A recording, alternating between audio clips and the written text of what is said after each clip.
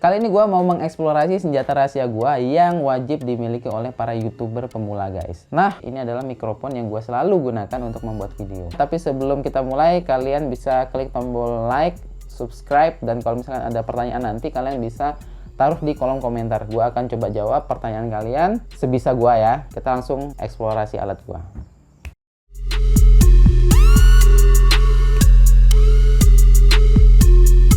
Kalau kalian beli alat ini, oh ya, kenalan dulu deh. Ini alatnya adalah Boya WM4. Jadi alat ini adalah mikrofon wireless yang bisa kalian gunakan di kamera atau smartphone kalian. Tampilannya kalau kalian beli boxnya tuh seperti ini guys. Ini pasangan sebenarnya. Nanti kita akan coba lihat di sini ya. Ini ada tanda yang mencerminkan bahwasanya dia bisa digunakan di laptop. Kemudian ini ada tablet, kemudian ada smartphone, kamera, kemudian ada juga handycam.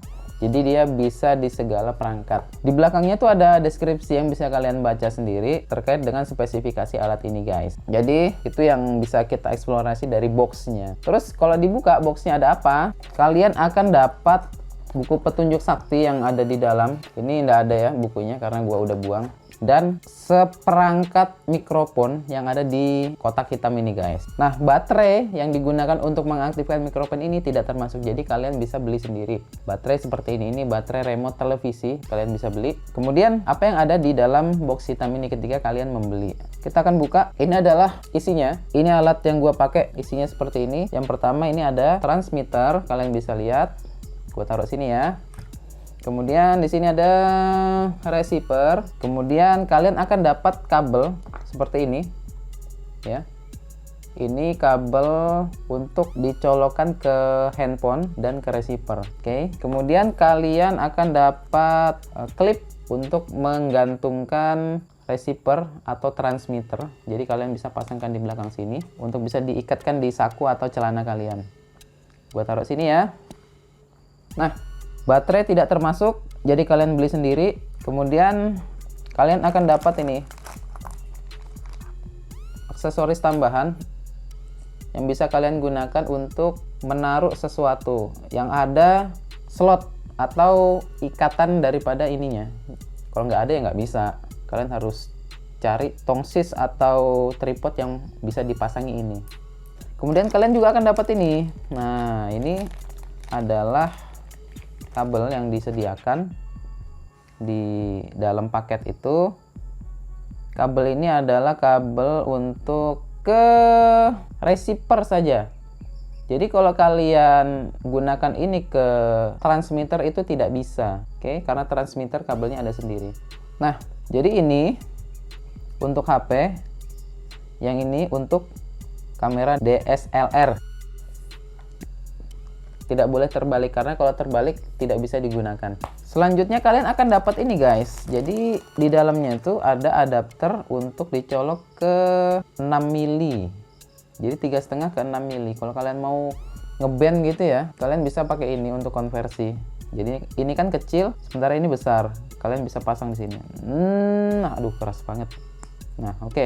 Ini baru kalian colok ke mixer atau sound system lain yang colokannya sebesar ini ya.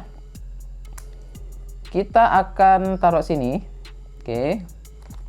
Kemudian ini apa? Ini adalah tambahan yang gua beli sendiri. Jadi gua itu beli ini yang merah ini. Ini adapter untuk membuat jack audio yang lurus ini menjadi bengkok.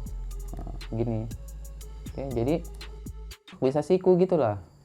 Ya. Sehingga ketika gua pakai di HP atau kamera DSLR itu bisa enak sudutnya, tidak mengganggu. Kemudian kalian akan dapat ini. Nah, ini yang paling penting, ini adalah mikrofon yang kalian harus colok ke transmitter. Jadi ini tidak boleh kebalik. Mikrofon itu di transmitter, sementara receiver itu di device perekam, entah itu kamera atau smartphone. Jangan sampai kebalik. Sekarang gimana cara menggunakan alat ini guys? Jadi alat ini sebelum kalian gunakan, kalian isi baterai dulu. Satu saja baterainya di sini ya. Kalau kalian lihat. Oke, sudah diisi baterai. Kemudian ini juga kita harus isi baterai. Oke. Nah, sudah terisi. Kemudian kalau kalian mau pakai ini, kalian bisa kaitkan di sini. Oke. Kemudian ini kalian kaitkan juga.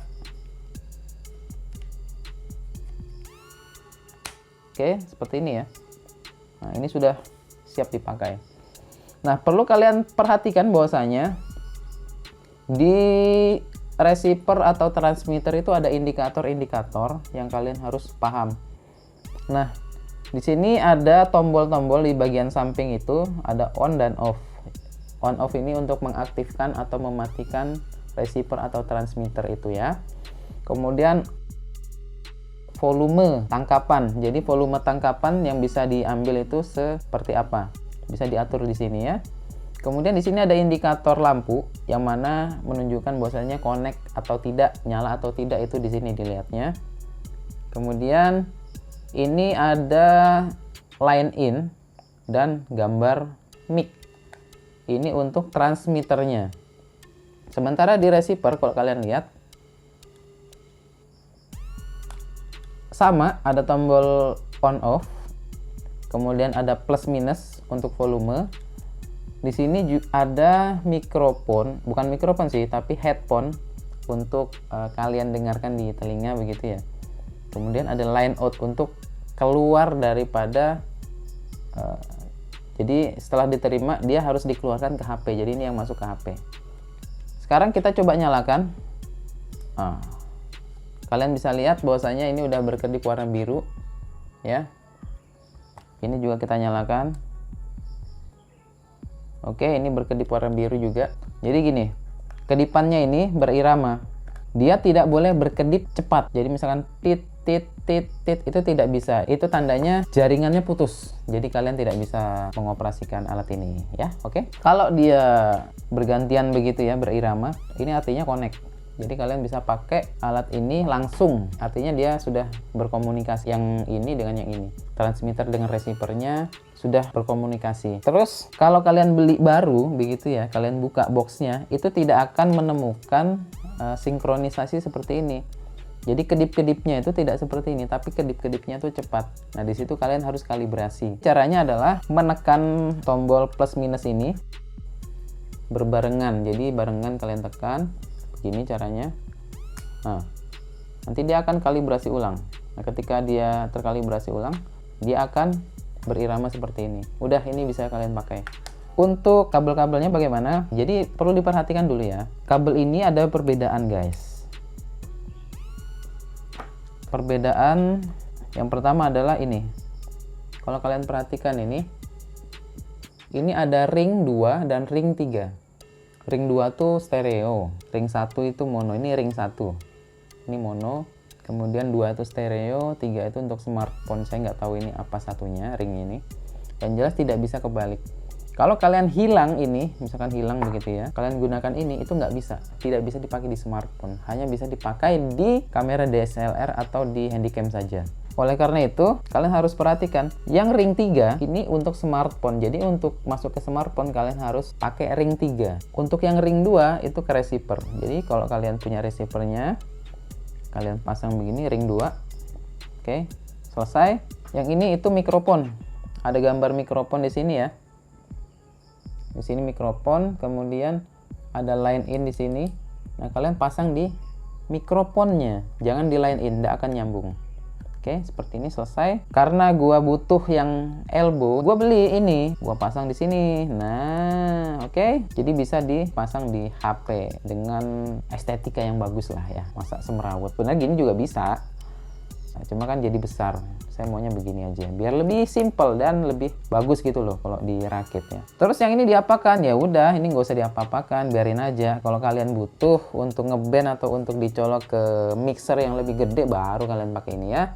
Dan yang ini ada 2, gua beli 2 kemarin. Memang ini nggak dipakai karena tongsis atau tripod gua tidak pakai ini. Nah, setelah nyala begini, ini kalian colok di HP ya. Kalian ngomong, itu suara udah bisa masuk ke HP kalian. Selanjutnya kita akan mengetes seberapa jauh sih jangkauan alat ini, guys, untuk digunakan sebagai perekam, bukan perekam sih, apa ya?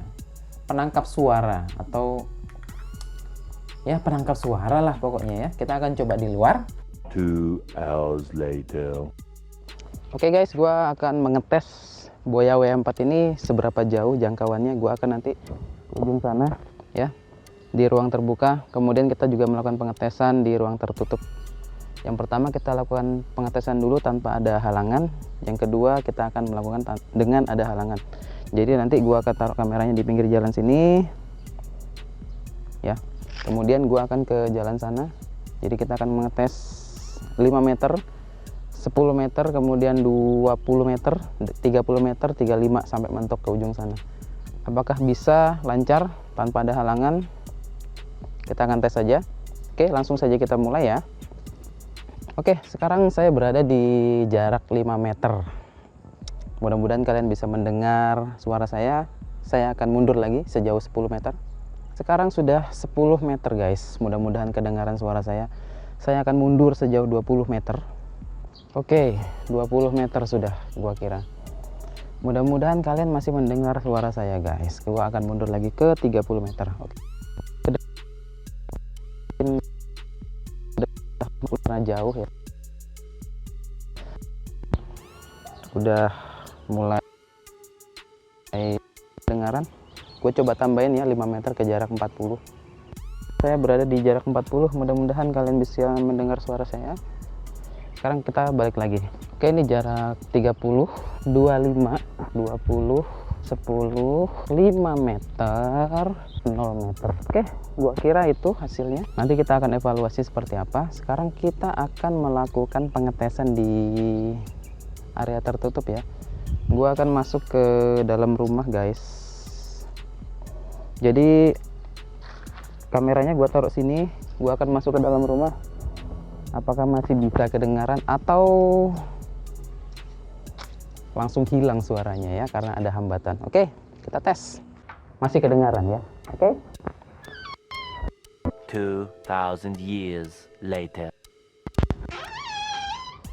Nah, gua keluar lagi guys. Bagaimana guys? Apakah suara saya hilang ataukah kedengaran? Oke, sekarang kita akan evaluasi hasilnya guys. Ikut gua. Meanwhile, Sekarang kita akan evaluasi seberapa jauh jangkauan dari penggunaan alat ini guys. Di area terbuka itu jangkauannya gua akui cukup jauh. Efektifnya tuh 20 sampai 25. Di 30 tuh mulai redup, di 40 itu muncul lagi suaranya samar-samar, terus putus-putus juga. Kalau misalkan kalian menghadap ke belakang, membelakangi alat ini, itu sinyalnya langsung putus. Kalau misalkan kalian berhadapan langsung face to face begini, itu sinyal nyambung. Tapi kalau misalkan ini bersembunyi di belakang sini ya, atau di belakang badan saya begini, sementara yang satunya di depan sini, itu akan gangguan guys. Jadi tidak disarankan alat ini digunakan dalam posisi saling membelakangi, karena sinyalnya akan terganggu dan jangkauannya akan terbatas, putus-putus begitu ya. Terus kalau area tertutup bagaimana? Gua udah tes juga, ternyata dia tidak bisa digunakan untuk area berpenghalang. Misalkan kalian di sini ngomong, kemudian saya ada di ruang sebelah sana, itu nggak akan nyambung. Itulah minus daripada alat ini ya. Tidak bisa menembus penghalang-penghalang seperti itu. Tapi meskipun begitu, alat ini sangat membantu gua banget ketika gua mengambil video. Untuk harganya sendiri gimana? Jadi harganya untuk barang ini itu bervariasi. Yang paling murah itu ada di angka 725.000, yang paling mahal itu sampai 1,5 juta sampai 2 juta. Nah, gua nggak ngerekomendasikan kalian untuk cari yang mahal, carilah yang murah. Tapi yang ini alat begini persis sama. Gua kemarin dapatnya 725.000. Jadi gua anggap ini alat yang murah dengan kualitas suara yang bagus dan penggunaannya tuh nggak ribet. Gua rasa itu ya sementara eksplorasi yang kita bisa bahas tentang mikrofon ini. Sekian dari saya. Kalau misalkan ada yang mau ditanyakan silakan tulis di kolom komentar. Jangan lupa subscribe channel ini agar gua bisa lebih berkembang lagi dan bisa memberi informasi yang lebih bermanfaat bagi kalian yang ada di luar sana guys. Sampai ketemu di episode berikutnya. Bye bye.